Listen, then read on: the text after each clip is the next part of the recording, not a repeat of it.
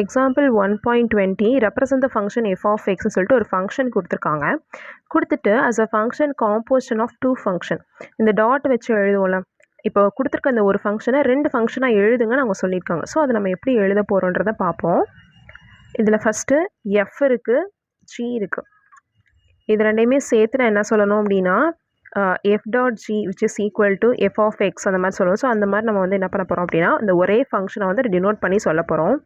அவங்க இதில் வந்து எஃப்னு கொடுத்துருக்காங்க. இப்போ நான் வந்து ஜிஹெச்ன்னு சொல்லிட்டு 2 ஃபங்க்ஷனை எடுத்துக்கிறேன். இப்போ எனக்கு ஒரு ஃபங்க்ஷன் வந்து ஜின்னு இருக்கும், ஜி ஆஃப் எக்ஸ்னு ஒரு ஃபங்க்ஷன் நான் எடுக்க போகிறேன்.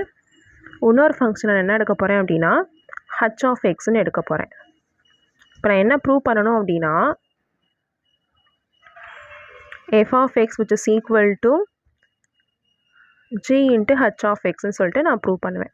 மீன் ஜி டாட் ஹச்ன்னு சொல்லிட்டு நான் ப்ரூவ் பண்ணுவேன். இந்த ஒரு ஃபங்க்ஷனை 2 ஃபங்க்ஷனை காம்போசிஷன் வச்சு நான் ப்ரூவ் பண்ண போகிறேன்.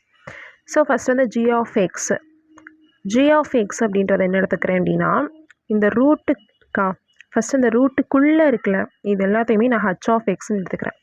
2x² - 5x + 3ன்னு எடுத்துக்கிறேன். ஓகேவா? உள்ளுக்குள்ளே இருக்க ஃபங்க்ஷனை நான் ஹச் ஆஃப் எக்ஸ்ன்னு எடுத்துட்டேன். எனக்கு இங்கே ஒரு ரூட்டுன்னு இருக்குது.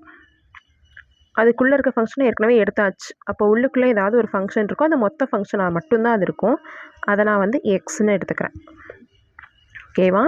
இப்போ எனக்கு கொடுத்துருக்க கிவன் வந்து என்னது அப்படின்னா F of X which is equal to 2x² - 5x + 3 தான் எனக்கு இது கொடுத்துருக்காங்க. இது என்னோட கிவன்.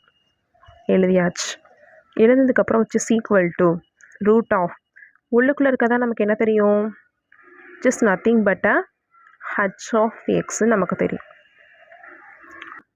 இங்கே எக்ஸ்னா இங்கே எக்ஸு, இங்கே ஹச் ஆஃப் எக்ஸ்னு வந்திருக்கு. அப்போ இங்கே ஹச் ஆஃப் எக்ஸ்னால் இங்கே என்ன வந்துடும், ஹச் ஆஃப் எக்ஸ்னு வந்துடும். அப்போது G into H of X. ஆனால் நம்ம என்ன எடுத்திருக்கோம், எஃப் ஆஃப் எக்ஸ்ன்னு தான் நான் எடுத்திருக்கேன்.